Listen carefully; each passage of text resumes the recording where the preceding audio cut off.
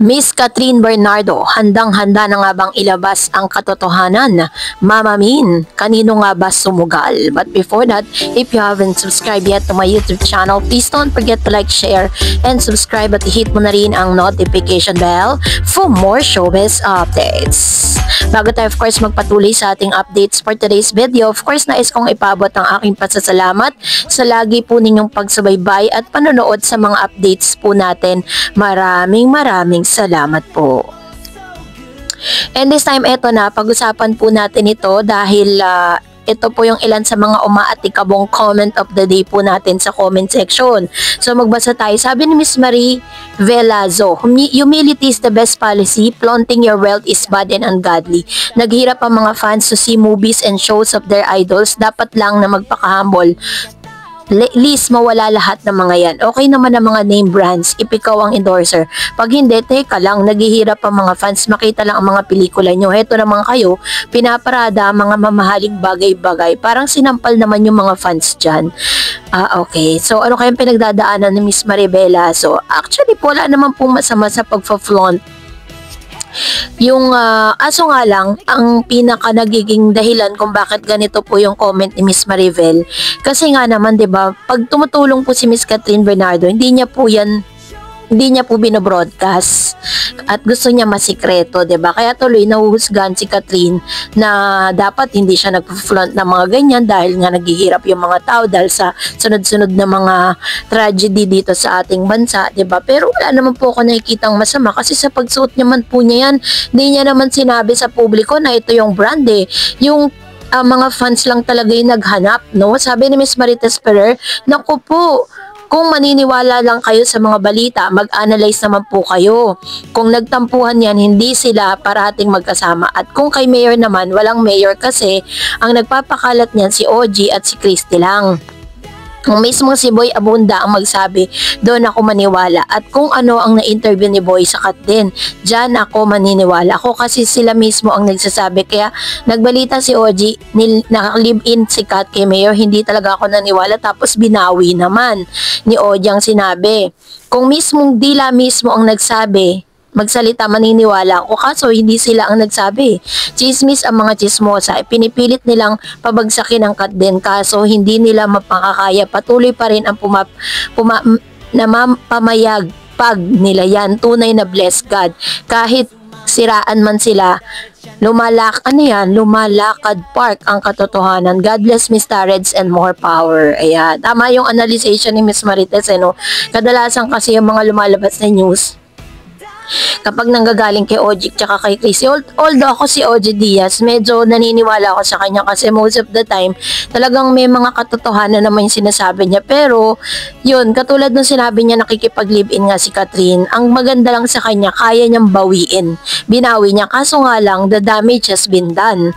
Siyempre, paano po yung mga hindi nakapanood nung pagbawi niya ng salita, patungkol nga di umano, dun daw sa pakikipag-live-in. Sabi ni Miss Maria Gomez, you got your wealth from the people who supported you despite the fact that they could not afford what you are showing off. The awards are due to the masses patronage of you.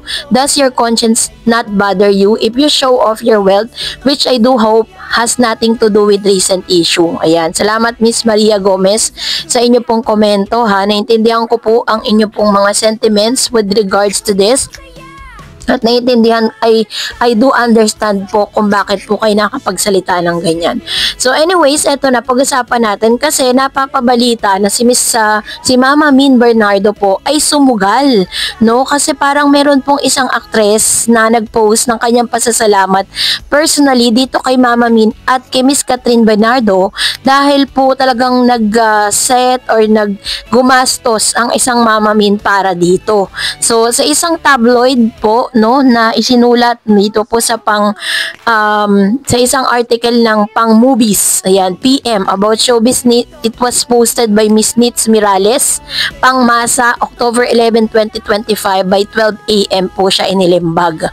Curious sa mga nakabasa sa post ni Attorney Joji Alonso na special mention ang mom ni Catherine Bernardo na si Miss Min Bernardo. Sabi niya, Thank you so much, Min Bernardo, for joining me on this journey and helping me bring the film Anne Mary to completion.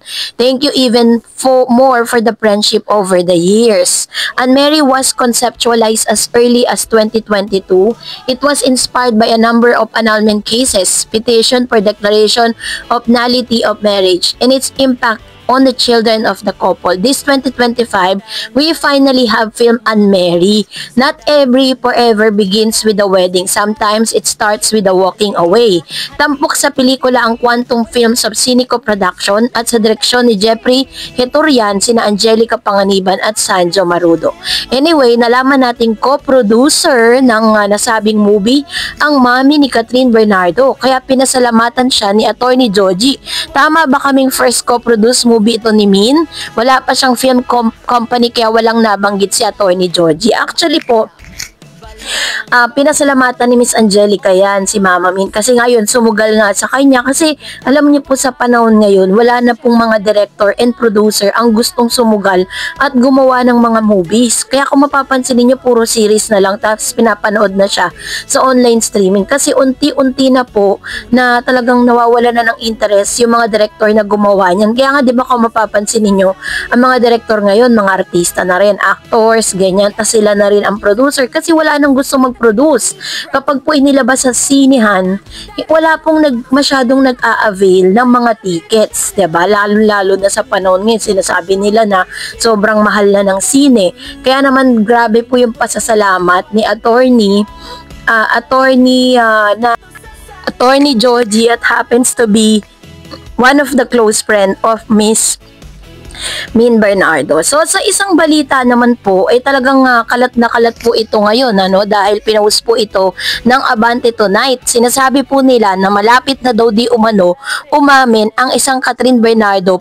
Ends itong si Yorme, yan na naman sila, nagpipredict na naman sila. Pinag-uusapan kasi ng mga chismosang kapitbahay ang naging reaksyon ni Mayor Mark Alcala sa palitan ng mensahe ng mga nagmamarisol sa isang TikTok video. May mga nang-uurot kasing netizen kay Mayor kung kailan daw kaya niya makikitang magkasama sina Catherine Bernardo at ang rumor jowa nitong si Mayor. Sagot naman ng isang netizen, malamang may mangyayari raw yun kapag wala ng toxic na bashers. Nilike naman ni Mayor ang komento na ito ng ilang mga netizen.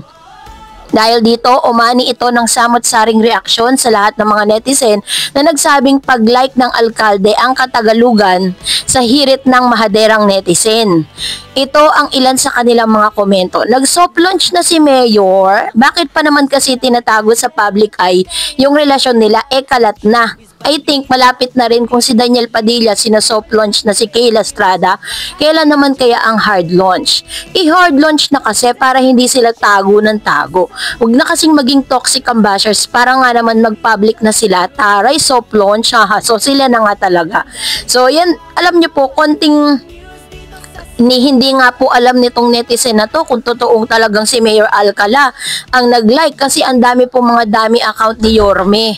Agad naman pinaniwalaan ng mga netizen. So katulad na sinabi ng mga nagko-comment sa comment section, we should always check i-check po natin kung ito ba ay legit, 'di ba? So yun yung pinaka yung pinaka maraming mga dapat nating alalahanin bago tayo maglabas ng any news about it. So kayo po, anong yung pasasaloobin patungkol dito, mag-comment kayo sa comment section. And that's it for today. For more videos and updates, please don't forget to like and subscribe, and please don't forget to follow my Facebook page, Dar Eds TV. God bless everyone.